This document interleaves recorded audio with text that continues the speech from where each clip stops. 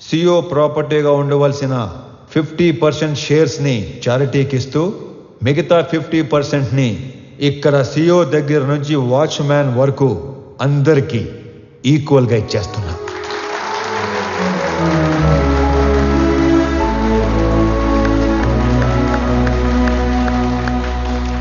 రేపటి నుంచి ఈ కంపెనీలో ఒక్క ఎంప్లాయ్ కూడా ఉండడు. ఓన్లీ ఓనర్స్ మాత్రమే ఉంటారు. అందరూ ఓనర్స్గా ఉన్న ఒకే ఒక company people mart group of industries. త్వరలో దీనికి కావాల్సిన ఫార్మాలిటీస్ అన్ని కంప్లీట్ చేసి మీకు అందిస్తాను. నానా, మీరు కోరుకున్నట్టు వీళ్ళంతా మన కుటుంబ సభ్యులు అయిపోయారు.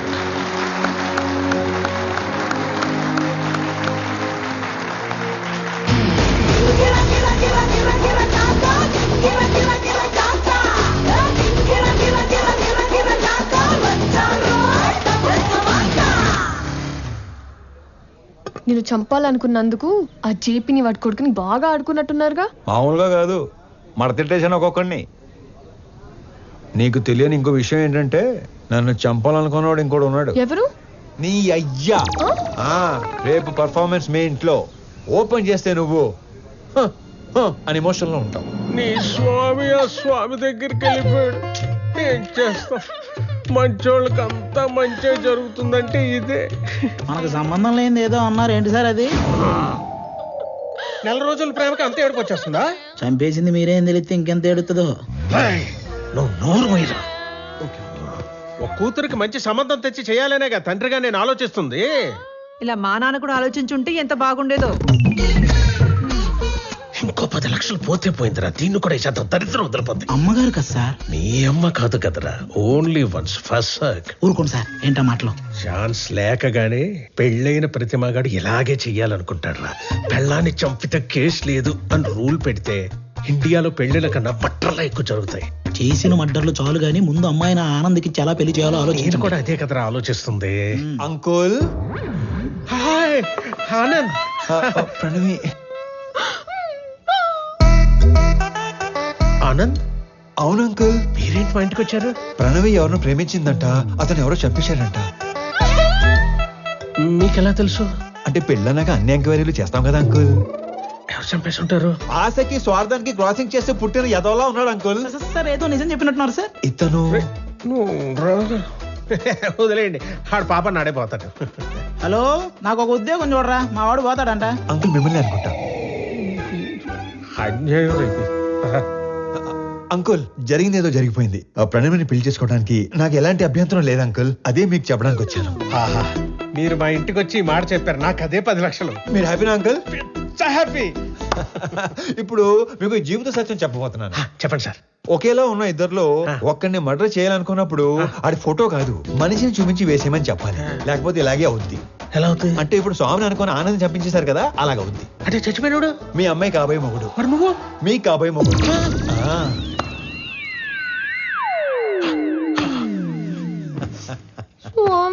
Yeah baby, come closer. ఇప్పుడు ఆనందని చంపేసి పెద్దాయన హాస్పిటల్ మార్చిలో పడదొబ్బారు కదా, ఈ విషయం తీసుకెళ్లి పెద్దాయనికి చెప్తే ఏమవుతుందంటారు? ఇలాంటి డ్రాస్టిక్ డెసిషన్ తీసుకోకండి బాబు. మరి ఇప్పుడు చెప్పండి, మీ అమ్మాయిని ఇచ్చి పెళ్లి ఎప్పుడు చేస్తారు? మా అమ్మాయిని నీకెందుకు ఇచ్చేస్తాను రా. పీపుల్ మార్ట్ కొత్త సిఇఓకి ఇవ్వరా? మా అమ్మాయిని పెళ్లి ఎప్పుడు చేసుకుంటారు బాబు? ఇవ్వనన్నారు, సిఇఓ అన్నారు. ఓరి మ్లేచ్ఛుడా, మహాపాపి కురూపి, నిన్ను చూడంగానే వచ్చు హై లెవెల్ బీపీ. ముండమోపి జిరాఫీ, నిన్ను తెగ్గొస్తే లోకానికే పిచ్చ హ్యాపీ. మొన్న కాదంటివి, పైసా లేదంటివి, పనికి రానంటివి, పిల్లనివనంటివి, డబ్బు లేదన్న రీజన్ తో నన్ను దొబ్బేయమంటివి. మహానుభావ, నా బుర్ర దొబ్బిందయ్యా, చిప్పు లూజ్ అయిందయ్యా, నా తెలివి తుప్పల్లో తొంగుందయ్యా. బుద్ధి వచ్చిందయ్యా, బల్బు వెలిగిందయ్యా, రూటు తెలిసిందయ్యా, నన్ను మన్నించయా. సరే, నీకు 2 నిమిషాలు టైం ఇస్తున్నాను. నువ్వు ఎంత ఎదవో చెప్పి నా ఈగో సాటిస్ఫై చేయి, అప్పుడు పెళ్లి గురించి ఆలోచిస్తావు. అలా అన్నారు, బాగుంది. నేను చుంచలిక చిట్టుని, రాబందురెట్టని, బొద్దింక కేశాని, సింపంది మూతిని గబ్బిలంతో కని ఏకాకి కాకి కని 7 లోకాలలోకెల్లా ఏదవని సర్వ సన్నాసిని ముతక ఏ ప్రాసిని ఎర్రి పప్పలకి లిస్టేస్తే ఫస్ట్ నీ బెస్ట్ నీ తుమ్ము తుంపరిని నీ కారు బంపర్ని నీ టిష్యూ పేపర్ని లేటెస్ట్ లోఫర్ని నీలాంటి మొనగాడి మొలతాడు నీ బ్లేడు నీ కాస్త కరుణించయా కళ్ళు తెరిచానయా నీ కాళ్ళు కడిగేటి ఛాన్స్ ఇచ్చి చూడయా సరేలే నీ పాప సౌందర్యమున్ చూసి నీ పాప పరిహారమున్ చేసి నీ పాప సౌందర్యమున్ చూసి నీ పాప పరిహారమున్ చేసి నిన్ను మన్నిస్తిని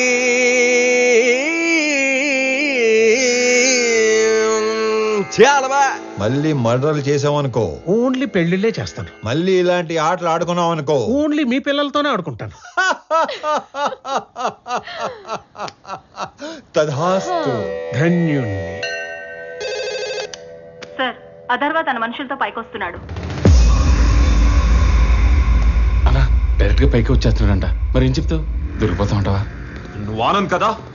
ఆనంద్ కాదు, వివేకానంద్ చక్రవర్తి. ఈ కంపెనీ కోసం నీ స్కెచ్ లో నువ్వు ఉంటే నా స్కెచ్ లో నేనున్నాను. నేనుండగా ఈ కంపెనీ గేటు కేసిన తాళానుకున్న కీ చైన్ కూడా టచ్ చేయలేవు. నా దగ్గర నుండి ఇయ్యాల్సరిగా మీరు ఎక్స్పెక్ట్ చేసింది నేను మీ స్వామి తెలియదు మీకు? మీ కంపెనీకి ఇంటర్వ్యూకి వస్తే ఈ కంపెనీ సీఎం చేశారు మీ స్వామినే సార్. మరి నీకేం చెప్పి పంపించావు? నువ్వేం చేసావు? మీరేం చెప్పి పంపించారు? ఏం చేశారు? స్టేజ్ మీదకి వెళ్ళంగానే మొత్తం ఇలా మార్చేస్తాను అనుకోలేదు.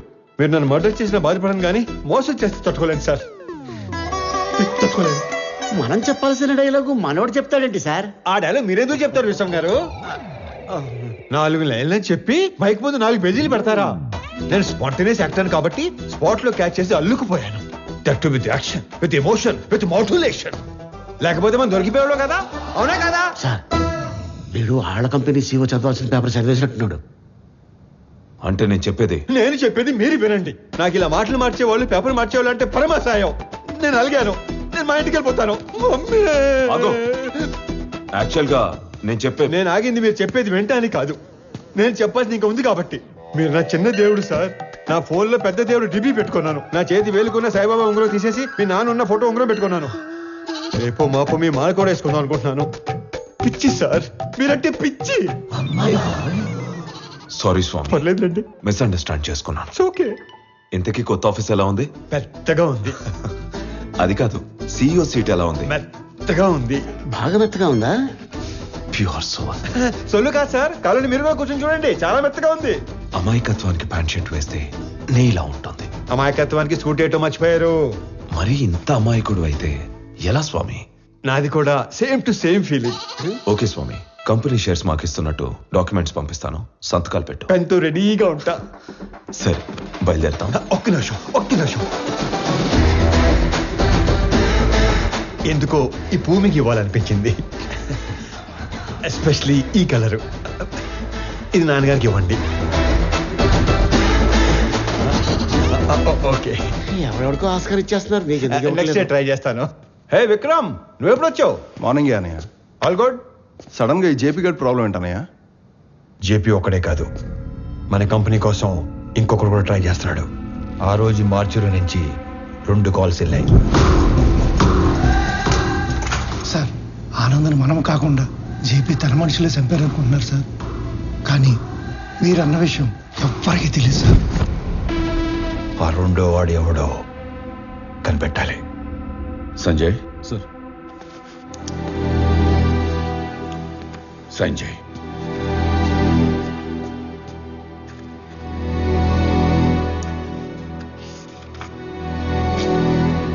దేనికి నాన్న? స్వామికి శాలరీ ఇవ్వాలిగా.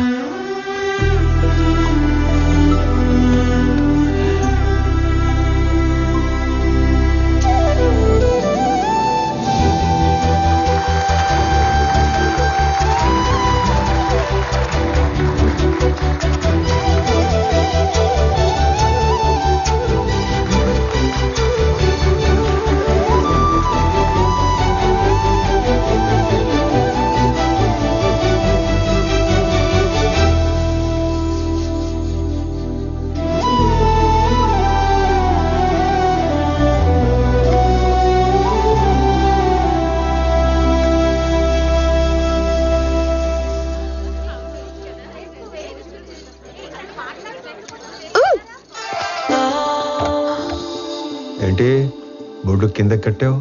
నా నడుము నా ఇష్టం.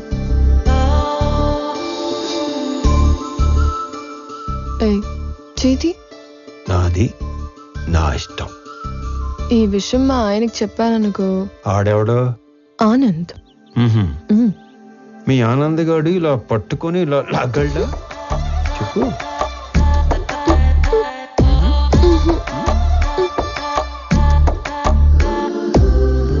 ఇలా ముద్దు పెట్టగలడా?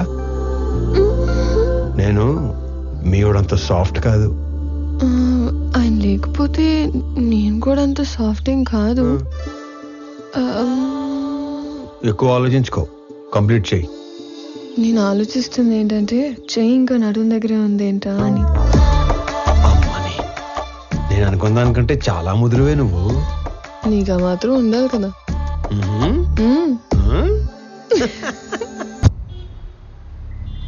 డాడ్, వాడు మన ఇన్నోసెంట్ స్వామినే. పాపం మైకుల్ని మనుషుల్ని చూసి పానిక్ అయి ప్రామిసులు చేసేశాడు. మీ ఫ్యాన్ వాడు, మన పని అయిపోతుంది. మీకోసం ఫ్లవర్ కూడా పంపాడు. యుద్ధం చేస్తుంది పులితో నా నక్కతో అంతనీడోడు నా పక్కన ఉండకూడదు. ఒకడి గురించి ఎంక్వైరీ చేయమన్నప్పుడు 10 సార్లు తెలుసుకుని చెయ్యాలి. వాడి నిజమేంటి, అబద్ధమేంటి, సీక్రెట్స్ ఏంటి అని. తన ఐడెంటిటీ అంతా పర్ఫెక్ట్ గానే ఉంది. వీడు వేరు వాడు వేరు సార్. వ్యాపారం చేస్తున్నప్పుడు దిద్దుకోవచ్చు, దౌర్జన్యం చేస్తున్నప్పుడు దిద్దుకోలేం. స్వామి ఏంటనేది పూర్తిగా తెలుసుకుని చెప్పాలి, చూసి చెప్పకూడదు. పాగాలో ఉన్నది పులా నక్క అని గుర్తుపట్టలేడు. నా పక్కనుంటే పోయేది నా ప్రాణం కాదు, నా సామ్రాజ్యం. నా బలం చదివాడు, నా బలహీనతని వాడాడు.